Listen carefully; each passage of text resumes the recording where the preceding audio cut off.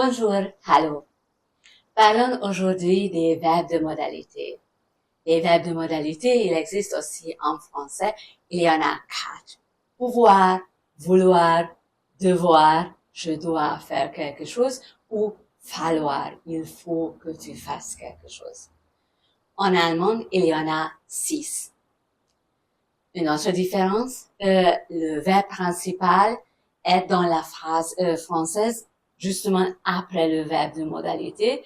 Donc, la phrase « je peux lire en français », le verbe de modalité et le verbe principal sont l'un à côté de l'autre. Peut lire. Ce verbe principal est dans la phrase allemande à la fin de la phrase. C'est très important. Le verbe principal en forme d'infinitif se trouve à la fin de la phrase. Regardons donc les 6 verbes de modalité en allemand. Le premier, pouvoir, können.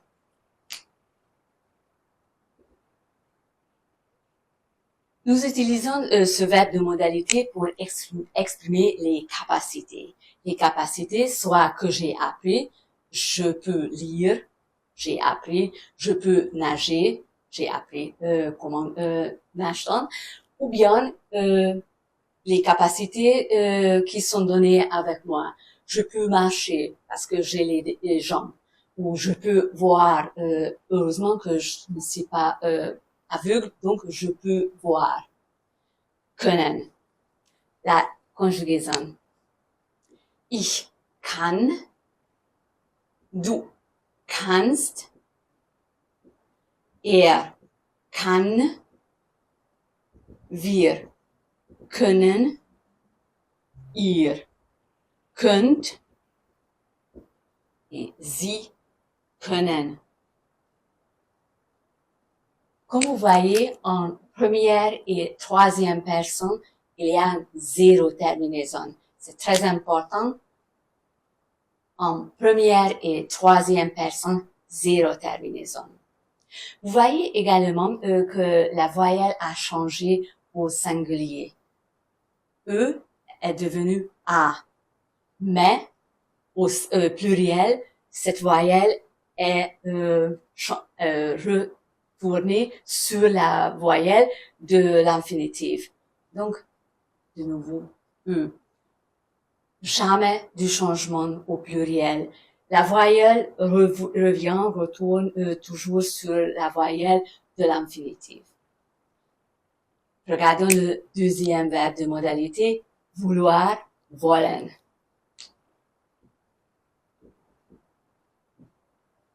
Ich will. Du willst. Er will. Wir wollen. Ihr wollt. Et sie wollen. Voyez aussi dans ce verbe que en première et troisième personne, il n'y a pas de terminaison et la voyelle a changé seulement au singulier. Au pluriel, la voyelle est le même que la voyelle de l'infinitif. Jamais du changement au pluriel. Ou. Vouloir, pouvoir, devoir, müssen.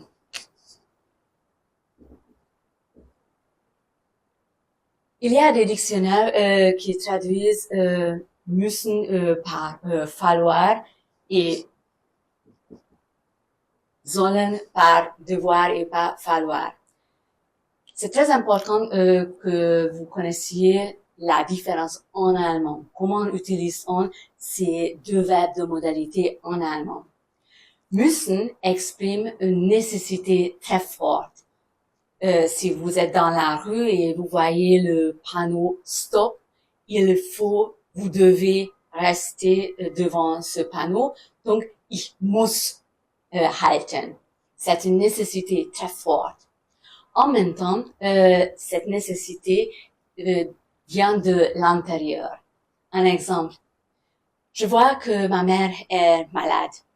Elle m'a rien dit, mais je vois qu'elle ne peut pas faire le ménage.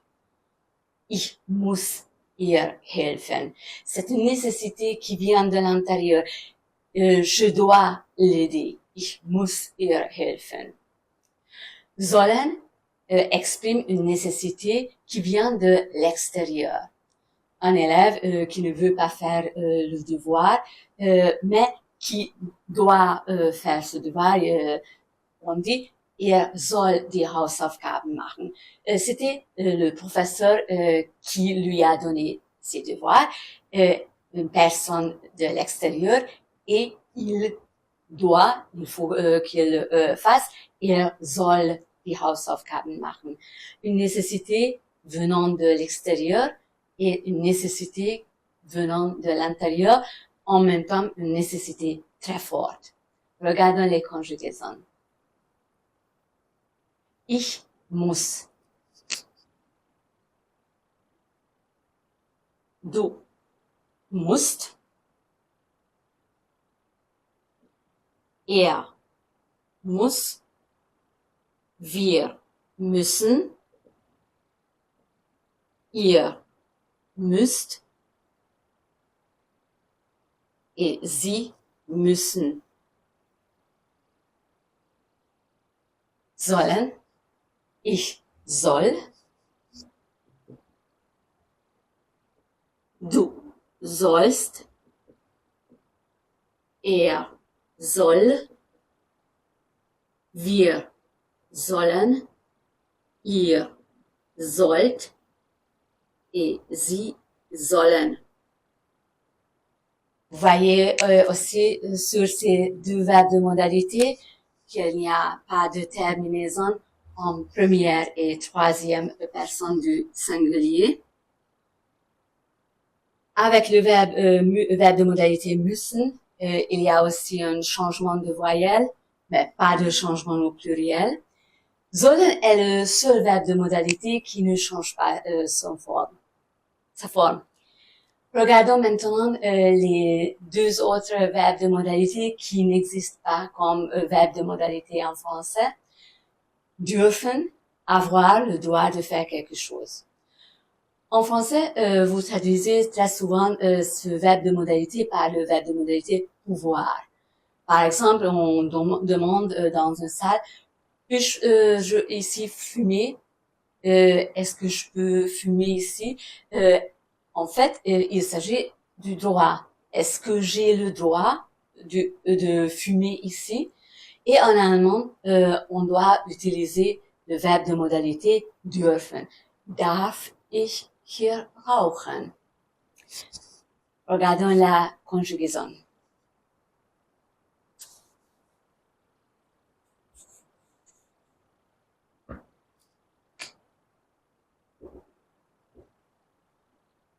Ich darf.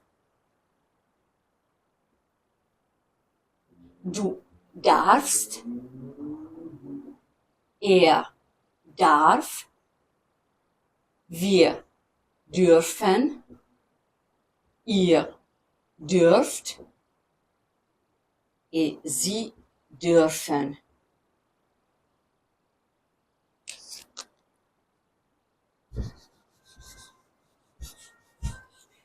Le sixième verbe de modalité est le verbe de modalité mögen. Mögen, aimer. Mais on peut traduire ce verbe français aimer aussi par un autre verbe lieben. Lieben n'est pas un verbe de modalité, c'est un verbe principal.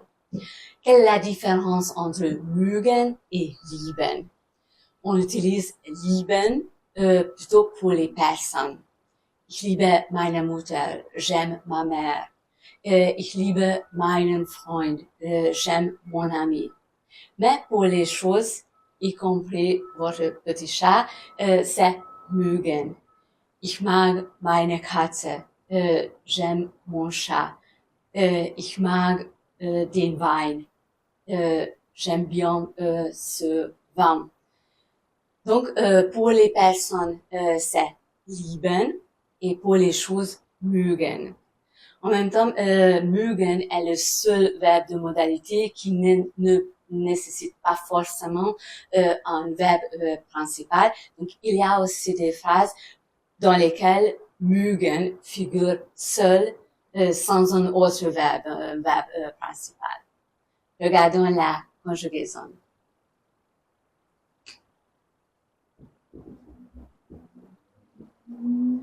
Ich mag. Du magst. Er mag. Wir mögen. Ihr mögt.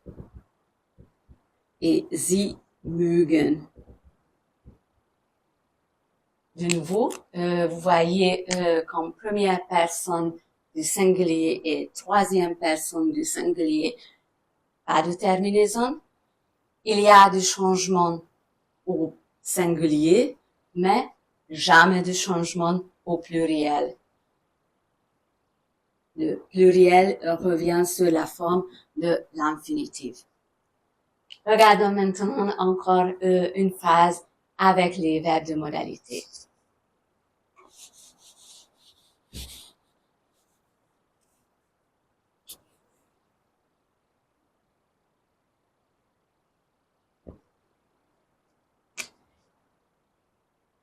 Je ne peux pas sortir, ma mère n'a pas permis.